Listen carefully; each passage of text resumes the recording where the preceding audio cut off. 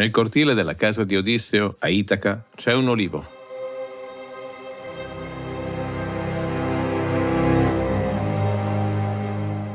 È piantato dentro le mura del palazzo e ha le radici che affondano nel terreno da prima che chiunque dei vivi abbia ricordo. Era già lì quando Odisseo era bambino. Più di 20 anni fa, per le nozze, Odisseo ha fatto a quell'olivo una cosa che nessuno ha mai visto. Ne ha tagliato una parte, gli ha reciso la chioma, ha lasciato per così dire in piedi solo il tronco. E intorno a quel tronco mutilato ma vivo, ancora radicato nel suolo, ha costruito una stanza con pareti di pietra e una porta solida.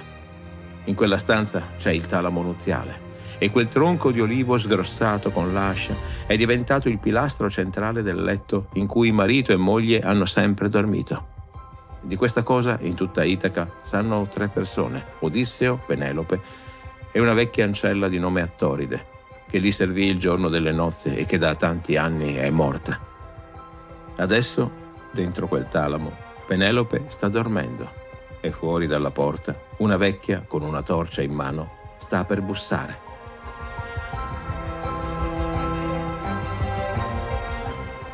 Grazie agli amici su TP che amano questo podcast: Giacomo, Sisifo Felice, Federica, Maddalena, Giorgio e Rondese di Brescia. Grazie a Nicolò per il suo bel gesto. Grazie a Sara, Anna, Santo, Ergis dall'Australia, Alex, Valentina, Anna 601 ed Alessandra. Grazie ad Alessandro, Mirko, Vanessa, Jimbo dal Belgio, Fabio, Lizanel da Cambridge, Tommaso B, Giulia 68, Francesco, Michele, Stefania e Sergio. Grazie infine a Marina, Alessia, Raul, Chiara Miriam, Cristina, Juan e Eugenia. Diventa anche tu parte di questa avventura. Supporta questo podcast andando su TP usando il link in descrizione.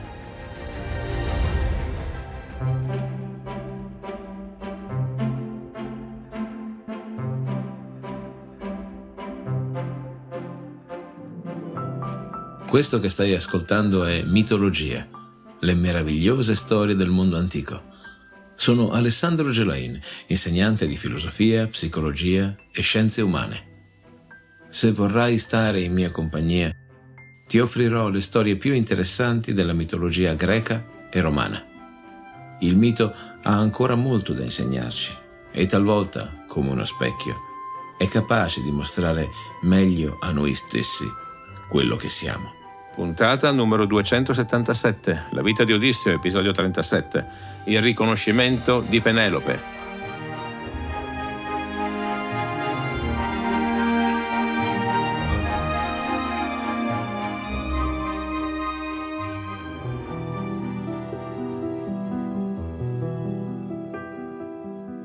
Euriclea bussa. Le sue nocche, dure come il legno, picchiano 3 volte sulla porta. Aspetta. Niente. Atena ha mandato a Penelope un sonno così pesante che persino il fragore della strage salito attraverso il pavimento non l'ha sfiorata. La vecchia apre da sé e entra. Posa la torcia in un sostegno alla parete. Si china sul letto. Scuote dolcemente la spalla della padrona. Penelope, svegliati, figlia mia. Alzati. Penelope apre gli occhi a fatica.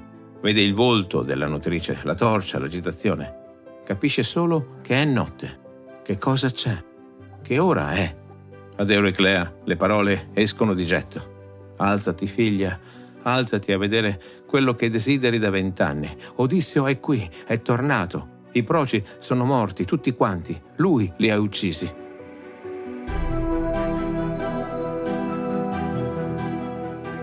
Penelope nel letto non si muove.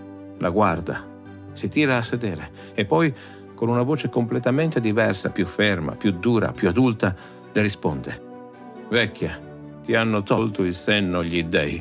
Possono farlo. Possono prendere una donna saggia e renderla stolta. A te, adesso, l'hanno tolto. Perché vieni a beffarti del mio dolore, svegliandomi da un sonno che non avevo da 20 anni? Scendi giù. Se una qualsiasi altra delle mie ancelle fosse venuta a dirmi questo, l'avrei rimandata in malo modo. A te, perché ti voglio bene, lo lascio passare, ma scendi.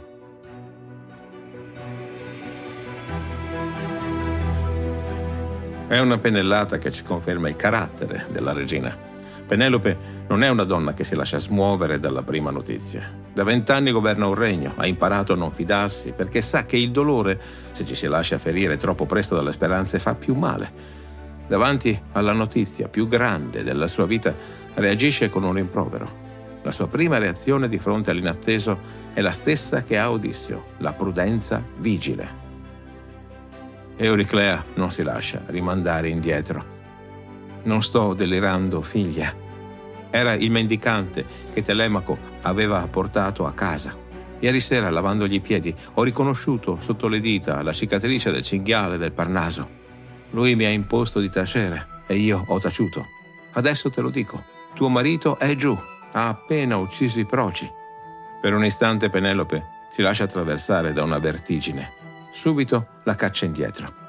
Anche se quel mendicante era qui, anche se davvero i proci sono morti, può essere stato un dio a punirli e può essere stato un dio a prendere le sembianze di Odisseo per ingannarmi. Sono in tanti nella mia vita ad avermi mentito su mio marito. Non mi farò ingannare di nuovo. Euriclea le risponde piano. Vieni a vedere. Penelope si alza, non perché creda, si alza perché vuole sapere cosa stia realmente accadendo nel suo palazzo. Si avvolge in un mantello pesante, prende la torcia, scende lo scalone. Il Megaron, visto dall'alto delle scale, è un'altra sala rispetto a quella di poche ore prima. Il pavimento è stato lavato, non ci sono più cadaveri, c'è solo sospeso l'odore acre dello zolfo bruciato nel braciere. E contro una colonna seduto c'è un uomo. Penelope si ferma a metà scala. Quell'uomo ha ancora addosso gli stracci del mendicante, ha la barba sporca, ha del sangue secco sulle braccia. Aspetta. Lei continua a scendere, si avvicina al focolare, prende uno sgabello, lo posa davanti all'uomo seduto, si siede. E qui Omero fa una cosa bellissima, non li fa parlare. Li lascia per molti versi semplicemente a guardarsi.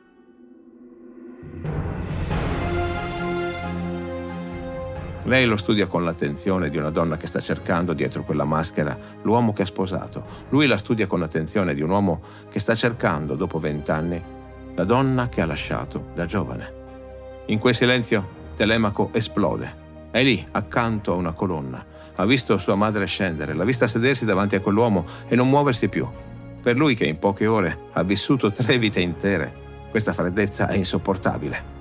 Madre dal cuore di pietra, cosa fai? Perché non gli vai accanto? Nessuna altra donna al mondo, dopo 20 anni passati ad aspettare un marito, gli starebbe seduta davanti a quel modo. Hai un cuore duro. Penelope si volta verso il figlio. Risponde senza alzare la voce. Figlio mio, il cuore mi si è fermato dentro il petto e non riesco a parlare. Non riesco nemmeno a guardare quest'uomo in faccia. Se quegli è davvero Odisseo, ci riconosceremo meglio l'un l'altra.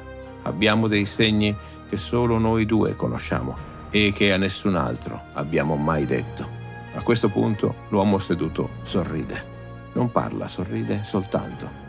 Ed è un sorriso che dice una cosa sola: questa donna è mia moglie. Odisseo ha capito che Penelope sta facendo con lui quello che lui ha fatto con il porcaro, con il figlio, con la nutrice, con i proci. Lo sta studiando. Aspetta un segno che solo lei possa riconoscere. È dall'acuto ingegno anche lei.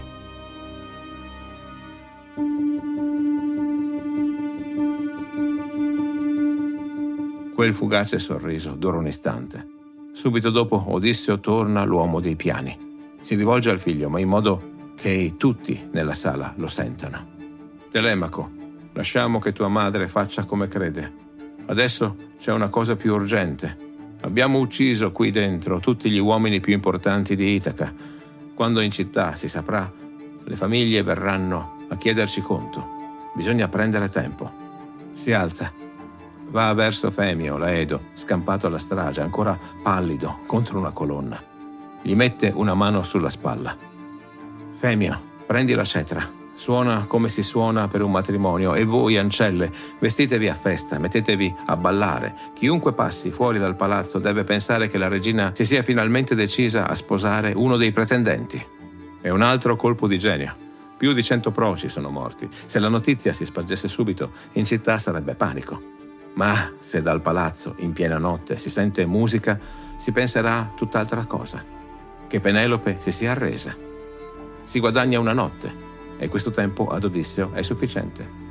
Femio inizia a suonare, le donne ballano e in città qualcuno davvero comincia a dire: «Sentite, la regina si è risposata, quella sciagurata non ha atteso il marito». Funziona. Mentre la finta festa va avanti, Odisseo si fa portare in una stanza laterale dove c'è una vasca grande di pietra. Eurinome, la dispensiera, lo lava, lo unge di olio, gli porta una tunica pulita e un mantello bello.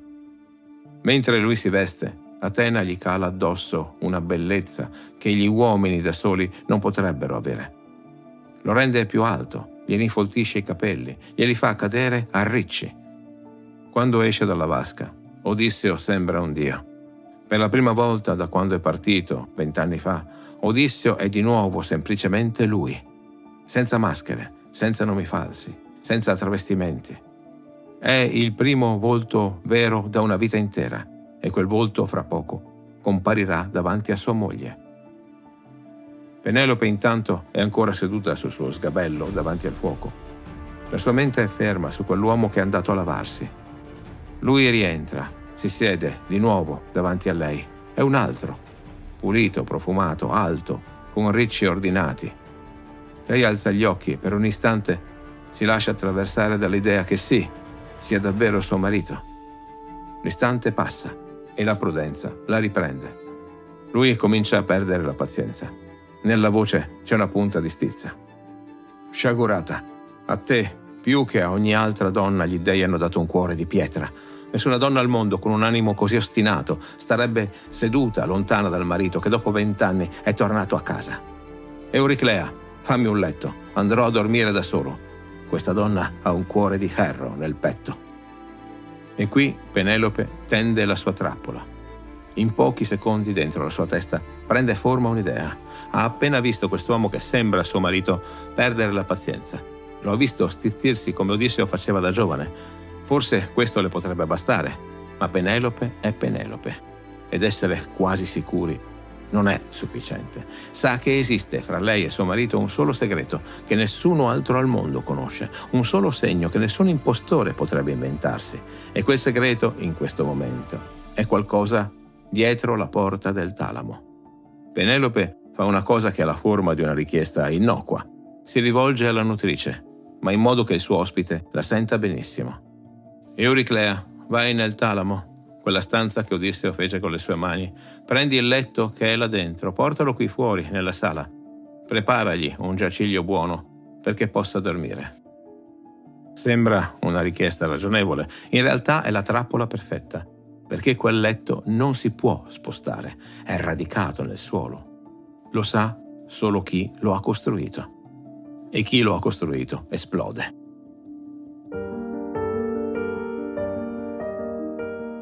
L'uomo si alza in piedi. La voce gli si rompe in gola, gli esce un tono che nel Megaro non si è mai sentito, il tono dell'uomo ferito. «Donna, mi hai detto una parola che fa male. Chi ha spostato il mio letto?» Sarebbe difficile anche per un uomo forzuto che lo sapesse fare bene, a meno che non sia stato un dio a venire qui per metterlo da un'altra parte. Ma fra gli uomini nessuno al mondo potrebbe spostarlo, perché in quel letto c'è un grande segreto. L'ho fatto io stesso, con le mie mani. Si ferma. Penelope, davanti a lui, ha smesso di respirare, ma l'uomo non se ne accorge. Dentro al cortile di questa casa cresceva un olivo, grande, con le foglie sottili, largo come una colonna. Io intorno a quell'olivo ho costruito una stanza, con pietre ben connesse e un tetto, e le ho serrato una porta solida. Poi ho tagliato la chioma dell'olivo. Ho lasciato il tronco al suo posto, con le radici nella terra. L'ho sgrossato con l'ascia, l'ho piallato, l'ho livellato e da quel tronco ancora radicato nel suolo ho ricavato un pilastro. Quel pilastro è una delle gambe del nostro letto. Ho costruito il resto del letto intorno al pilastro. L'ho decorato con oro, argento, con avorio. Ci ho teso dentro cinghie di cuoio rosse di porpora. Quel letto non si può portare via dal talamo, a meno che qualcuno non abbia tagliato l'olivo. È ancora lì dove l'ho lasciato, oppure qualcuno lo ha spostato. Solo adesso si accorge di lei. Si accorge che Penelope è pallida, ha gli occhi spalancati, le tremano le mani. Perché quell'uomo ha superato la prova, le ha appena raccontato l'unica cosa al mondo che nessuno tranne lei poteva sapere. Ha nominato l'olivo, le pietre, le cinghie di porpora. È lui, è suo marito. E allora, finalmente, Penelope cede. Le ginocchia le mancano.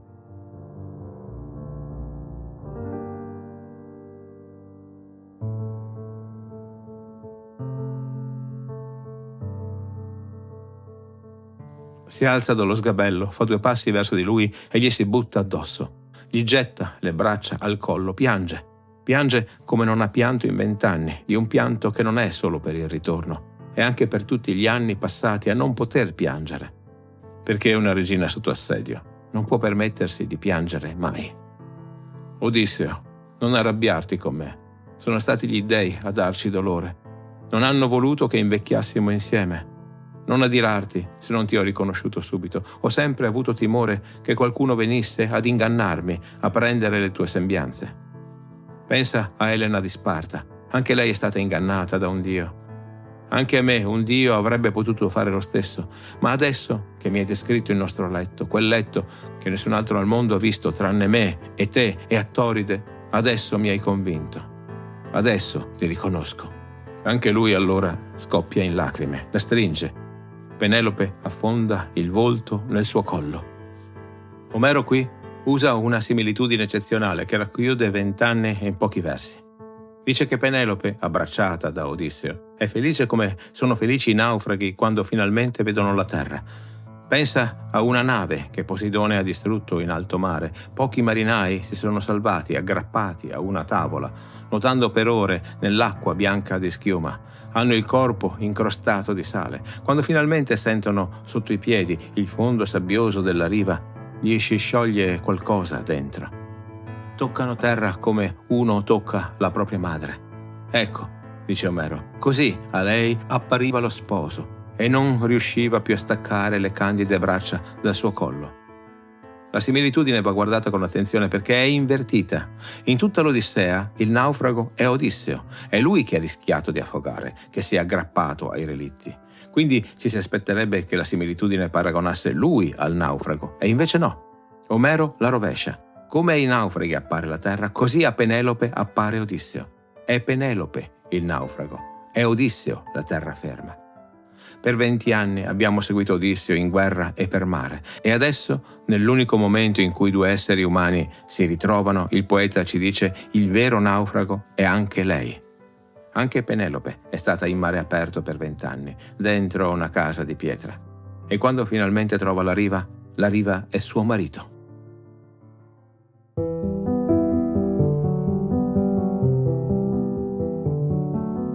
Si stringono davanti al focolare ancora acceso. Intorno a loro la sala si è svuotata.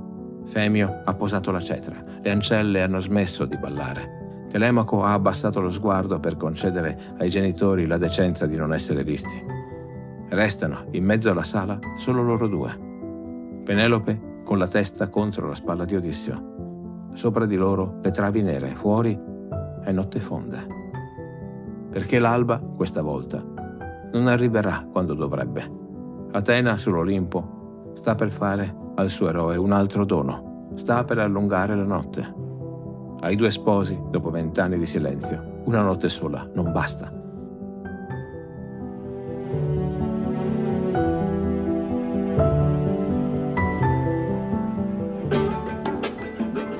Di questa notte, della stanza in cui saliranno, di quello che si racconteranno l'uno all'altra e di quello che succederà all'alba, parleremo nel prossimo episodio.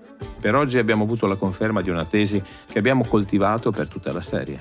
Odisseo non cambia, si arricchisce. Lo abbiamo riconosciuto nello sbotto del letto, si è arrabbiato come si arrabbiava da giovane. Lo abbiamo riconosciuto nell'astuzia del falso matrimonio. Ha pensato in anticipo come pensava in anticipo da giovane. Lo abbiamo riconosciuto nelle lacrime dell'abbraccio. E ancora lui è diventato di più, ma non è diventato altro. E lei è ancora lei, astuta e versatile quanto lui. Nel prossimo episodio, allora, la lunga notte, il racconto reciproco di 20 anni, la profezia che Odisseo deve confessare a sua moglie e l'alba che finalmente arriva.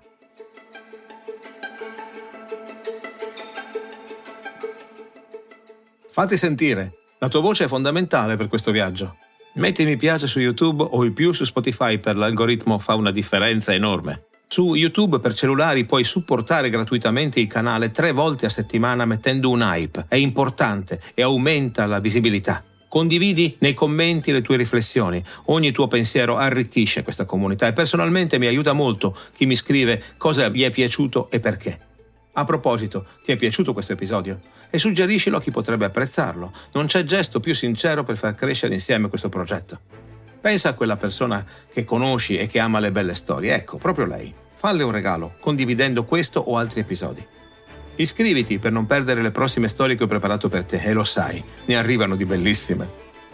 Questo è Mitologia. Io sono Alessandro Gelain e ti aspetto sulla tua piattaforma d'ascolto preferita.